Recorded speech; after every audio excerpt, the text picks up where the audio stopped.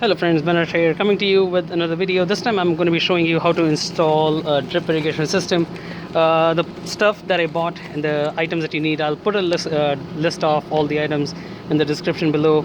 But I got a 100-foot, 1.5, 1.25 inch drip pipe and a 100-foot, 1.5 inch drip tubing. Step one that I did was I got both these materials out in the sun, as you can see, and it is Florida, and I am working for some more reason at 11 o'clock, but let's see how it does. Step one, I made a rough draft of the area, the planters that I'm going to be using, or planter that I'm going to be covering, and then I used a trimmer to just go through and dig a 1/2 inch or almost a 1/4 inch trench that with the piping can lay down. I also got this connector, and this is the barcode right here. It was $1. The piping, the 1/2 inch piping was about, I think, $14. The 1/4 inch piping was about $6 or so.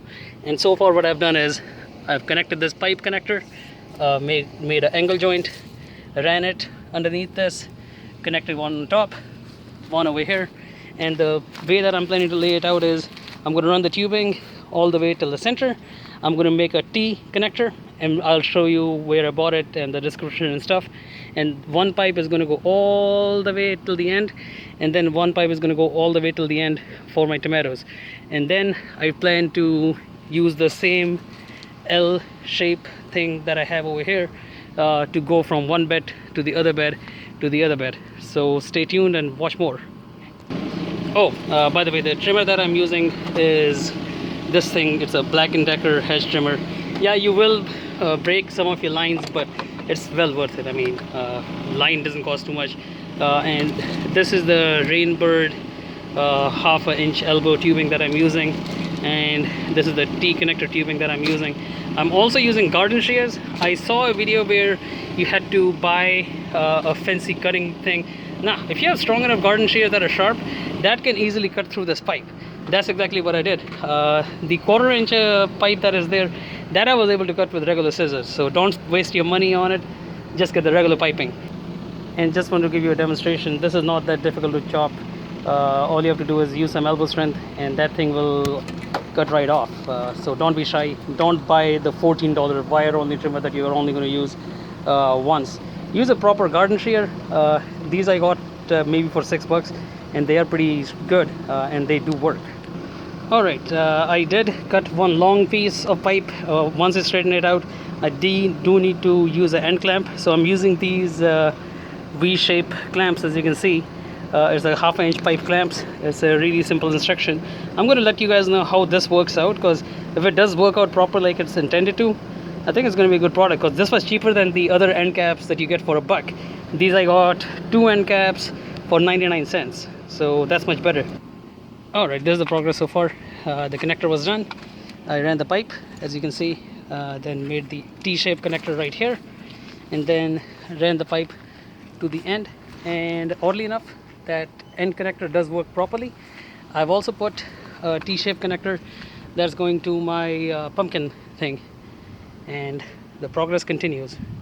It is hot. I will say this, it's hot, but the benefit is the pipe is extremely pliable, so it's easy to work with. So hydrate, take a break quite often, but this is fun. Alright, this step that I'm doing right now, which is making a T-shape or a L-shaped connector over here to go from raised bed to raised bed, is I think optional if you don't have a walkway, but like area where I'm not going to be using the lawnmower, I'm just running it over it. So as you can see, this goes to the terminating pipe, and this goes right here, and it keeps on carrying over. This is the potato thing that I had, and I'm routinely flushing out the system, and as you can see, the pressure is coming out pretty strong because it made an induction. So this is alright friends, here's the progress so far. I did start or finish the entire layout of the thing. I've also started to install the 2-gallon-an-hour emitter. I'm also deviating at the same exact time, so it's a multitasking project that is taking place at this moment. The tool that I will highly recommend for anyone that's planning to do this is pick this up. Is for $4. This one was available at Lowe's, unfortunately was not available at Home Depot, so that was the second trip that I had to make. Along with this, pick up a buoy hat, because in the heat this thing really saves your butt. And I'm also using the Rainbird barbed coupling. The thing that I noticed about this one is when you're to install it, make sure that you have the pointy side, which is this pointing side, going into the bigger pipe.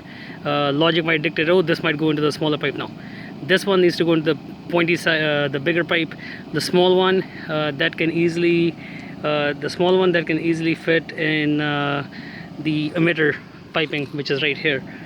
So the way that it is done is you take the tool, you invert it this way, you put this part over here, and once that is done, you take the piping and you bleed it right through it. Alright, once you're done with this, what you need to do is you need to get your drip emitter, which is the one that I'm using. Because it's Florida, I'm actually using 2 gallon per hour drip emitter. The way that you want to install it is the red side is going to be pointing or going right next to the root, or pretty close to the root like I have over there, and this thing is going to be going in the other end of the pipe. So this is going to be going in right here, and the tool again is extremely handy when it comes to installing this. And there you go, this basically sits right over here. I can tilt it, it'll fall off, but it just sits right here, and once it sits right here, you can just push it through, right through it. I meant to show it like this. You're not supposed to put the red part in, that's supposed to be going out. So this thing goes outside the root, this thing goes into the pipe, and voila, this is done. Now this is going to be ready to get plugged in to the 1/2 inch pipe that I have, and I'm going to be taking this hole punch thing right here, punching it through. Then to connect it, all I have to do is invert the tool. Once I invert the tool, this thing goes right snugly right here, and that way you can push it right through it. That way you're not trying to finagle or jiggle with the pipe, and it's rather easy. And that's how simple the project is. The thing I will say for sure, this takes a lot of time and effort to get this done, but once you're done, look at it this way. All you have to do is go outside, turn the water on, and you'll be done. The initial 2 to 3 hours that you're spending to lay down the pipe, the initial money that you're spending, that all does get recovered. Ultimately, towards the end, I do plan to put an automatic timer on the drip irrigation system, and hopefully that'll make it a little bit more easier. But the thing that I will say is this: by having the drip emitters or the drip irrigation system, all the random weeds that you see on this side, they're not going to be taking place where the drip irrigation system is running. So is it worth it? Absolutely. Again, if you have any question, comments, or anything like that, do leave it in the description, or do leave in the comment section, and I'll be happy to respond back to you. And as always, like, comment, subscribe, and share, and I'll see you gardeners and gals on the next one. Bye bye.